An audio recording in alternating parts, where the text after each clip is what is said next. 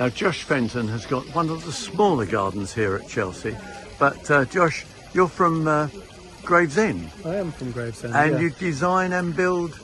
Design and build, yeah. Fenton Gardens Ltd is the company. Yeah, been limited for 6 years, but I've been gardening for 20 years. Have you come to Chelsea before? I've visited, I've never exhibited here. We did Gardeners World Live twice previous to this. So what actually, the thing that always intrigues me, and I'm sure it intrigues people at home, is why do you come to Chelsea? What's the carrot? It's a lot of exposure, but for me it was a personal challenge. It's been challenging just from a logistical point of view, but also setting a brief like this about like how can I make a small space lock up as much carbon, store water and provide an abundance of food for bees and pollinators.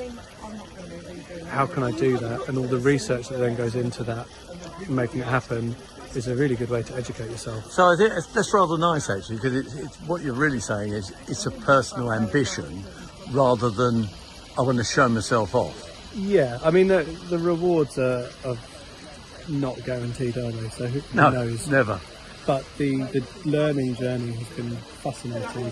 Talk us through some of the plants and the ideas behind them then.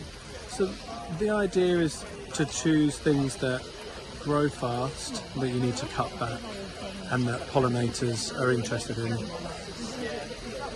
So Centura montana is a really good example of that, because you typically will get 2 flushes of full growth a year.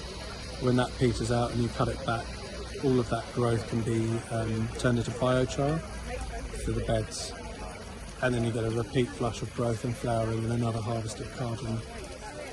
Echium's another good idea for that. Love the bees, the bees absolutely love it. And when you get a Pinar Ninar one that does a 14-foot spike, that's a lot of growth without losing very much bed space.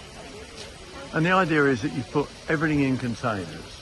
So I think the thought behind that is if you rented somewhere, you can actually take your containers with you? That's the idea, yeah. So the container gardens are aimed at either small houses or rented houses where you want to be able to be mobile with your garden basically, and you want a nice space, but you want to be able to take it with you. You don't want to improve your landlord's garden necessarily. And you've got some interesting planting here under the shade of the hazel, isn't it? Yeah, red hazel, yeah.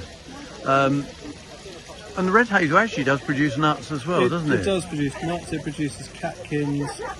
I think it should go greener during the summer months, and then it should go kind of pinky yellow in the autumn. So again, it's quite a high value tree for a small space. It's doing a lot, as well as a flush of growth that you can prune back and biochar. And here you've got digitalis, you know, I mean, they love a bit of shade, don't they? And they'll flower now, and sometimes you'll get a second flush from them if they're cut off as well. Yeah, that's true, yeah.